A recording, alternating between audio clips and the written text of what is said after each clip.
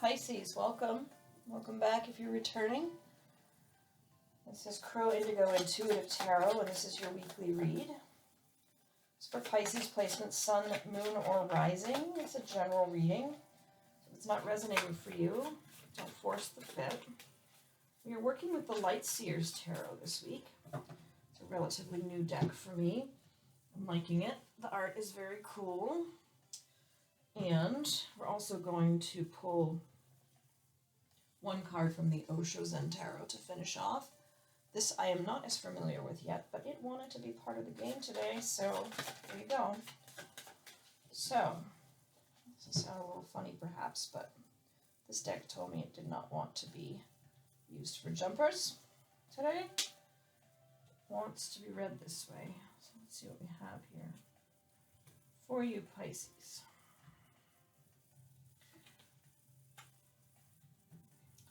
Few different signs have gotten the Four of Wands today. It's a celebration, community. Let's see. Kind of a mix here. A couple of wands, swords, cups, pentacles, one major arcana. Strength is reading today as self-love. Really being there for yourself. Really unconditionally supporting yourself, respecting yourself, having the courage to respect and defend yourself is how that's reading for me today. And the Ace of Swords, a beautiful card, really. The imagery is quite stunning. It's this sense of clarity. Getting to the very core of what is your truth, getting down there and really understanding kind of the fundamental true things in your life. It can also speak to, some new idea coming out for you now, or really sort of cutting apart the layers, metaphorically cutting apart the layers in your mind to get to the deeper truths.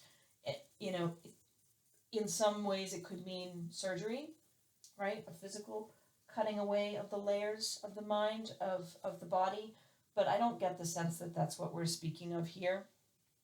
I think what we see is, a really deep respect for self, because you understand now what matters to you most. And there is a sense of the value of community for you that maybe wasn't there before. Maybe you weren't seeing how you fit in to your community, and now you start to understand your place in relation to other people. There's a sense here also potentially of reunion, of homecoming, of reconnecting with people that matter to you. This doesn't have to be physically, of course, it can be emotionally, mentally. You're reconnecting here, and that's feeding your soul, and it's helping you see what really matters. In the next line, we have the sense of tenacity here with the Nine of Wands. There's the sense of setting your boundaries. You're persistent, you're tenacious, you are not afraid of a fight, and you're not backing down, but you're saying, this is mine and that is yours. This is me and this is you. And there's something very healthy about that. There's something very self-loving about setting a boundary now. The Four of Cups coming in here is kind of has this feeling of someone who, has been given opportunities and is being given another, and is a bit apathetic about it, a bit, nonchalant, not particularly even, not caring, not even looking at what is being offered, just kind of off in their own way, in their own world. This could be you, or this could be someone who is making an offer to you, but they're seeing your boundaries and they're not sure now really if it's worth the effort to make the offer to you.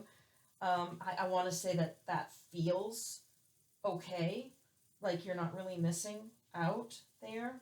If that's the case, if this person is looking at your boundary and that makes them somewhat ambivalent about making the offer to you, if they can't respect your boundary, then they probably aren't someone that you want to accept the offer from. Now, it could be that I'm reading that wrong. It could be that this person is sitting there and they're seeing your boundary and they're thinking, maybe I shouldn't make this offer because maybe that offer doesn't respect their boundary. You'll know which one is right for you. There is a sense here toward the end of the week that professionally you're feeling good. You're feeling like I have skills and my skills are solid and my skills will be there to support me in whatever I end up doing. I think this is possibly not about work now that I think of it, because nothing else in here really reads like professional concern or work related messaging. So what else could this possibly be for us in this situation? It could be a sense of feeling that you've mastered skills in some other area, right? You've mastered a craft, that you are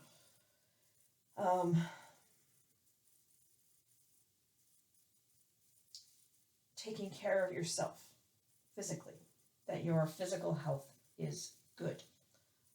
Feeling like you've figured out over time what steps you need to take care of yourself physically, and you're doing that, and consistently following the habits that keep you healthy. That's another possibility there. So overall, Pisces, I'd say it's quite a good week on the self-love front. You're knowing what's true for you.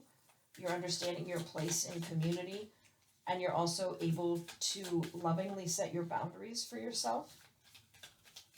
There are people that want to be in your life, and you're able to discern which ones should be. Pardon me, a cough. I have allergies, and so I can't actually leave my house now because I'm coughing. And that's just too scary for everybody else. Suppression. Your card is number 10. Suppression. Quite an interesting piece of art. Let's see what the book has to say about that. It is, this is, as I said, is not a deck that I'm terribly familiar with, but it wanted to be in our reading today, so what was I going to do? Say no? Suppression. In Sanskrit, the name Alaya Vigyan, the name is Alaya Vigyan, the house where you go on throwing into the basement things that you want to do but cannot because of social conditions, culture, civilization. But they go on collecting there, and they affect your actions, your life, very indirectly. Directly, they cannot face you. You have forced them into darkness. But from the dark side, they go on influencing your behavior. They are dangerous. It is dangerous to keep all those inhibitions inside you. It is possible that these are the things that come to a climax when a person goes insane. Insanity is nothing but all these suppressions coming to a point where you cannot control them anymore.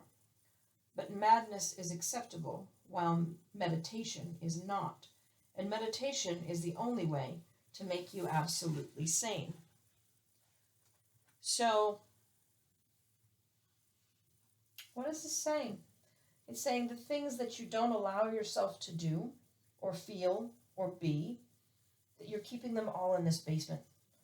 And you think they're not affecting you, but they absolutely are affecting you. They keep affecting you.